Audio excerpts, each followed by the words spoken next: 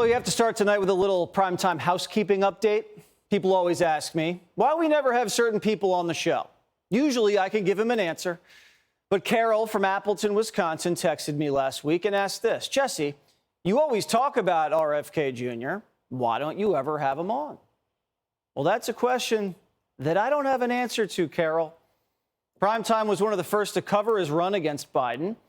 And even though he's a Democrat, we saw a lot of things eye to eye, like the CIA possibly involved in his uncle's assassination.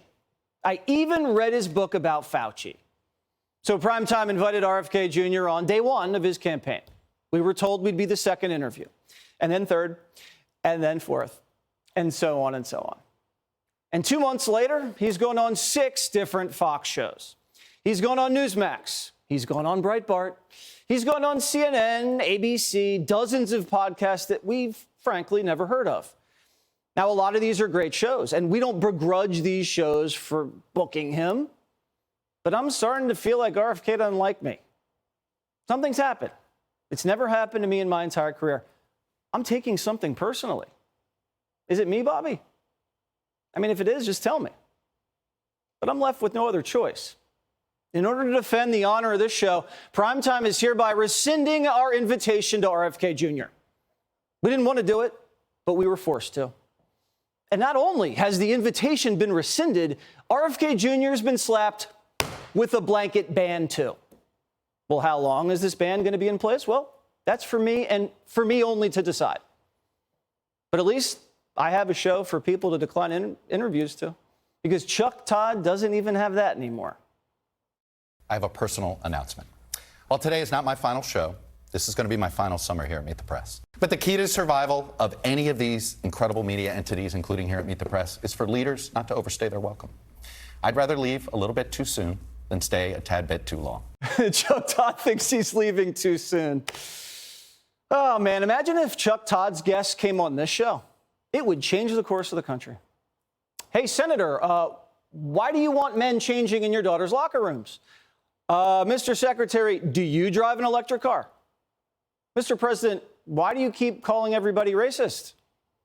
Well, Chuck Todd turned Meet the Press into a safe space for the most powerful people in America. And guess what happened? Powerful people never had to answer for anything, and people stopped watching the show. Meet the Press used to be legit. Here's the former moderator, Tim Russert. You were both in Skull and Bones, the secret society.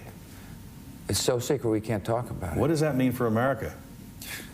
The conspiracy theorists are going to go wild. I'm sure they are. I don't know. I haven't seen the web. Number 322?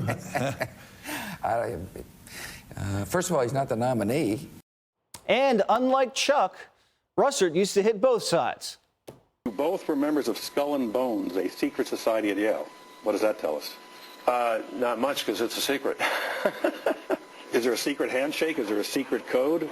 I wish there were something secret I could manifest. 322, a secret number? There are all kinds of secrets, Tim, but one thing is not a secret. I disagree with this president's direction that he's taking the country. We can do a better job, and I intend to do it. Meet the Press used to cover what Chuck Todd today would call a conspiracy theory. You think Chuck would ask Kerry a secret society question? Chuck Todd doesn't even know Hunter's laptop's real. But what did that Tim Russert question tell you? What was Tim Russert getting at? In 2004, it didn't matter if Bush or Kerry won the election. At the end of the day, Skull and Bones was going to have their guy in the White House. This takes me back to Barney Miller. What is the Trilateral Commission?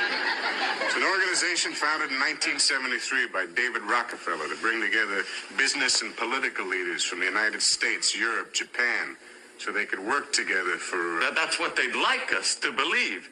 But you see, what they're really up to is a scheme to plant their own loyal members in positions of power in this country. And in time, bring about a one-world government with David Rockefeller calling the shots.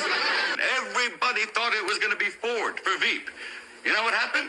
David Rockefeller just picked up a phone, put in a call. Hey, Ronnie, forget Jerry, it's George. Bob. Now, once you cover politics for a while, you realize the presidents aren't the powerful ones. It's the people who put the presidents in the White House. They're the powerful ones. Now, we've always known politicians are puppets. Joe Biden confessed it to a group of kids. I heard you had to get back to the Oval Office. And by the way, the one thing I thought when I got to be president, I get to give orders. But I take more orders than I ever did, and you're right. Powerful people installed Biden so that he can take orders, not give them. Joe Biden's been groomed his whole career to take orders. And now that he's literally slept his way to the top, they won't let him go anywhere. The FBI put their guy in the White House. You think we're just going to let voters decide if he should serve 4 more years? We can't afford to take that risk. Joe Biden's been an intelligence op since he was vice president. One of the FBI's top informants, a guy with impeccable credentials, a great track record, reported an allegation that Joe Biden took a $5 million bribe right under Barack Obama's nose from a foreign national in exchange for a policy decision. They've been blackmailing Joe Biden with this for a decade, well, until a whistleblower came forward. And now James Comer wants a document released to Congress, and the FBI is caught in a cover-up. Today, FBI officials confirmed that the unclassified FBI-generated record has not been disproven and is currently being used in an ongoing investigation. The confidential human source who provided information about then Vice President Biden being involved in a criminal bribery scheme is a trusted, highly credible informant who has been used by the FBI for over 10 years and has been paid over 6 figures. Now, if the media wasn't so corrupt, they'd be banging the drums for impeachment. Think about it. The media doesn't even want to know about the document. The media doesn't want information. What does that tell you? Instead, the press remains silent and everybody involved in the Biden scandal disappears. 9 of the 10 people that we've identified that have very good knowledge with respect to the Bidens, they're one of 3 things, Maria. They're either currently in court, they're currently in jail, or they're currently missing. So all of Biden's business partners are either in prison or missing. Whistleblowers have been fired or missing. Hunter Biden's accountant's dead, natural causes. And the woman who accused Joe Biden of sexual assault fled the country. Meanwhile, Hunter throws a wedding for his daughter at the White House, and Joe takes his crooked brother golfing at Andrews Air Force Base. Biden's out there slicing fairway irons right into the woods, while his brother sets up LLCs to hide Chinese money. It's like Camelot, with a lot of greed and little prestige. Doesn't matter, though. Joe's an insider. The Bidens have been insiders for 40 years. Washington does not destroy insiders. It protects them, and it enriches them, as long as they stay insiders. You fail up on the inside, and no one's failed up more than Joe Biden. That's why anybody threatening Washington insiders is treated like a terrorist. Take Trump.